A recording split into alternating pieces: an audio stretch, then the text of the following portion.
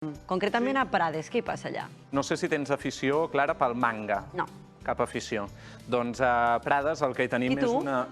Jo tampoc gaire, però sí que tinc gent propera que li agrada molt i segurament estaran contents que hi hagi editorials com aquesta que tenim a Prades. Parlem de Oso Còmics, és una petita editorial que publica continguts en català i ara han signat, Paula Jansà, un contracte amb Capcom i amb Megaman i, per tant, produiran tota aquesta nova sèrie de còmics, oi? Exacte, bona tarda, Clara i Guillem. Exacte, ara començaran a publicar Megaman, però també tenen moltes altres publicacions conegudes com Kamen Rider, Cutie Honey o també El cos en crisi. A més, també tenen una publicació pròpia, com és el Supercatalà, un superheroi que defensa la llengua catalana. Si us sembla, anem a parlar tot plegats, sobretot d'aquest Megaman, que és aquesta estrena, amb l'Olga, que ella és editora d'aquí d'Oso Còmics. Olga, molt bona tarda. Hola, molt bona tarda. Per la gent que no entenem sobre el manga, qui és Megaman? Sé que és aquest personatge que tenim darrere. Doncs sí, Megaman és, diguéssim, un personatge molt important a nivell del videojoc. És una icona dins del món del videojoc i de la Nintendo més específicament. Què significa per una editorial com la vostra, aquí a Prades, poder editar un llibre d'aquestes característiques, un còmic d'aquestes característiques? Bé, per nosaltres és tot un privilegi, perquè estem treballant directament amb una multinacional, com és la Capcom, no?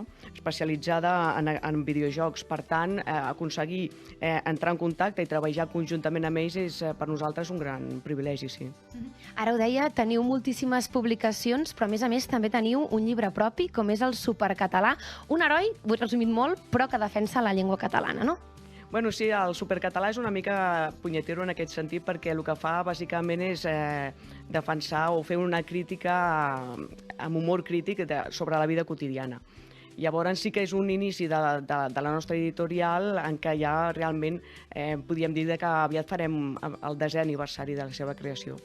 I què és exactament el que feu des d'aquí, des d'Oso Còmics? Bé, nosaltres des d'aquí treballem directament amb Japó, amb ells el que fan és proporcionar-nos les llicències i una vegada el material ja ens ve donat a nosaltres, des d'aquí Prades, directament, a les nostres instal·lacions, el que fem és tot el procés ja el tema de traducció, maquetació i preparació, diguéssim, del que seria la publicació del manga.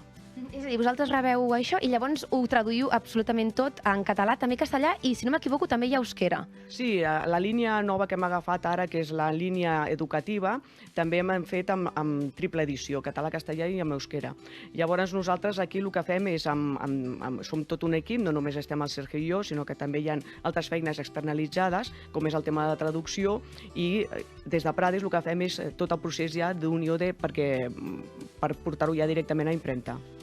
Doncs, Olga, moltíssimes gràcies. Anem a parlar-ne també de tot plegat amb el Josep Maria. Josep Maria, molt bona tarda. Bona tarda. Quina importància té que es faci aquesta edició en català des d'aquí, des del territori? Doncs és molt important. Portem potser un parell d'anys en què hi ha hagut aquesta revifada del manga en català en general per part de diversos segells editorials, però Oso Còmics ho porta fent des de fa aproximadament 5 anys. A més amb un llançament simultani de diferents sèries, amb molt valor a nivell literari de portar clàssics, coses que semblaven impossibles que arribessin, i per tant, doncs sí, és molt important, a més, des del Camp de Tarragona, que fa també certa gràcia que l'editorial sigui nostra, diguéssim. Exacte. I quina tradició hi ha del manga a Catalunya? Doncs molta, des de Bola de Drac, tot i que el primer manga que es va publicar a l'estat espanyol, que era en català, que es va publicar als anys 60 a la revista Cavall Fort, realment és que podem parlar de desenes i desenes d'anys. L'altre dia repassava, de fet, que fa 40 anys que es va emetre el primer anime com a tal a televisió, a televisió espanyola en aquell moment, perquè no existia encara TV3, en català. Per tant, hi ha una llarga trajectòria, no només de manga, sinó d'anime, i amb moltíssimes obres, i que no ens hem de cenyir només amb Bola de Drac o les sèries que ens porten a la nostra infància, sinó que hi ha un gran ventall, diguéssim, d'obres de diferents estils, diferents públics, diferents gèneres. Cada vegada n'hi ha més. Moltes gràcies, Josep Maria. I companys, ja ho veieu, cada vegada hi ha més aquesta tradició. I Clara, Guillem, que us he sentit que no sou molt afins al manga, us farem arribar uns llibres al Supercatalà, a veure si li agafeu aquest gustet a llegir manga en català. Gràcies als companys de Canal Reus. Jo no sóc gaire aficionada. No sé si la Míriam, molt bona tarda, aquí a Còmics. N'has portat mai o no? Sí, jo acostumo a portar còmics. M'agraden els còmics. El manga específicament no és dels meus gèneres preferits, però sí que m'agrada molt el còmic, n'hem parlat i en parlarem, perquè és un gènere molt interessant i s'estan fent coses molt interessants també. Moment ara per anar cap a Prades per conèixer Oso Comics, una petita editorial especialitzada en el manga que es caracteritza per publicar reconeguts títols d'aquest gènere japonès en llengua catalana. Això sí, també publica en castellà i fins i tot en euskera. Recentment, els seus responsables han dut a terme una col·laboració molt especial amb la multinacional de videojocs Capcom per publicar per primera vegada en aquestes llengües el còmic de Mega Man, un dels personatges estrella d'aquesta marca. Paula Jansà, no és però l'únic títol. Quins altres títols han editat? Va.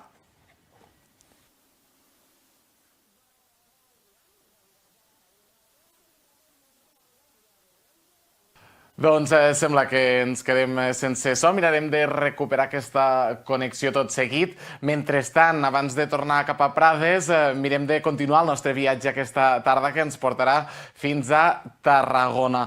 I és que després de la baixadeta de la Ligueta d'ahir a la tarda, els més petits continuen protagonitzant avui els actes més participatius d'aquesta Santa Tecla. Us ho explicarem tot seguit, però abans, ara sí que sí, volem conèixer quins són aquests títols que ens proposa aquesta editorial de Prades. Paula. Bona tarda, Joan. Doncs et deia que tenen publicacions conegudes com, per exemple, Go Ranger, els Kamen Rider, també Cutie Honeys o el Cos en Crisi. Però, a més, també tenen una publicació pròpia com és el Supercatalà, un heroi que defensa la llengua catalana. Anem a parlar, però, abans d'aquest Megaman. Ho fem amb l'Olga i amb el Sergi, editors d'Oso Còmics. Olga, començo amb tu. Qui és Megaman? Bueno, Mega Man és un personatge molt conegut d'un videojoc de la Nintendo i és de la gran franquícia multinacional de Capcom. I exactament és un personatge que deies ara de videojoc, però que és de finals dels anys 80. Com és que ara recupereu i editeu un còmic d'aquestes característiques? Sí, no deixa de ser un personatge mític d'aquesta franquícia i el que sí que nosaltres hem portat ara és una nova història de Mega Man Megamix, que seria, diguéssim, del 2015, per tant és una obra renovada. Sergi, vaig amb tu ara. Què és el que feu exactament des d'Oso Còmics? És a dir, vosaltres contacteu amb editorials d'allà i feu la traducció tant en català, castellà i, si no m'equivoco, també euskera? Sí, nosaltres com a editorial, la nostra funció és contactar amb editorials japoneses per adquirir títols. Llavors aquests títols, una vegada ja estan ja per contracte ja els tenim, el que hem de fer és traduir-los. I com ben dius, depèn de les línies que tenim, la que és educativa, per exemple, ho hem fet en 3 idiomes, en català, en castellà i en euskera.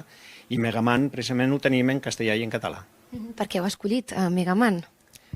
Home, és un personatge entranyable i, a més molt conegut, i hem cregut molt important fer arribar, ja que n'hi havia altres també semblants, que també tenia que tindre el seu espai, Megaman. Abans, fora de micros, ens explicàveu que cada edició és diferent perquè hi ha llibres o hi ha còmics que us arriben digitalitzats, n'hi ha altres que us arriben en paper. En el cas de Megaman, com ha sigut aquest procés? Clar, nosaltres estem acostumats a treballar amb manga clàssic. Això ens implica que són obres molt antigues, llavors hem de fer un treball de recuperació, de treballar bastant el que és el manga en si, físic. Llavors, Megaman sí que hi ha, com és 2015, sí que ja ens ha arribat digitalitzat. No ens ha tret part del treball, que també hem tingut que treballar, però ens ha facilitat molt la feina.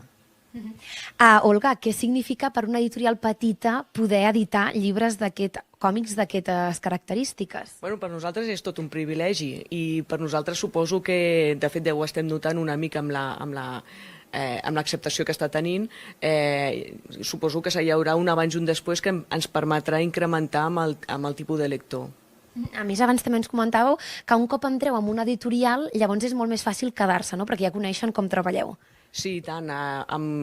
Precisament a Capcom hem estat com 3 anys lluitant per adquirir aquesta llicència i sí que és veritat que ara resulta que tenim més facilitats en poder contactar i ampliar respecte a altres editorials japoneses, sí. A més, Sergi, sobretot amb la pandèmia, sembla que la gent va com a tornar a recuperar còmics que tenia a casa i hi ha hagut més boom pel que fa al còmic manga. Vosaltres entenc que també ho heu notat a l'hora d'increment de vendes, no? Sí, precisament s'ha notat molt. el fet que també la gent estigués tancada també va fer que em mirés molt en streaming, en diferents canals, ànimes. Aquests ànimes van facilitar després que la gent investigués, busqués més i ens anés a buscar el que són mangas. Hi ha, per exemple, el Kamen Rider, a dia d'avui en certes plataformes encara pots trobar també algun ànime. I molt ràpid per acabar, Olga, no vull acabar la connexió sense parlar d'una publicació pròpia que comentàvem abans, el Supercatalà, un defensor de la llengua catalana. Sí, és un gran defensor de la llengua catalana, però també dels drets que tenim tots els ciutadans. El que fem amb aquesta obra, quan la vam iniciar ja fa uns quants anys, era tractar l'actualitat amb humor crític, i aleshores aquí estem molt contents perquè no només tenim el supercatalà, que tots podem ser-ho, no? Supercatalans i supercatalanes, sinó que també hem tingut participació de personatges més o menys coneguts, com el Xavier Grasset o el Santiago Niño Becerra, del qual que fa que formi part també d'aquesta família del supercatalà. Doncs moltes gràcies, Olga. Sergi, també a tu. Joan, no sé si ets gran amant dels còmics manga, però t'animem tant a llegir el Supercatalà, que com deia, més d'Oso Còmics, com també totes aquestes adaptacions que estan fent a la nostra llengua de diferents còmics tradicionals manga.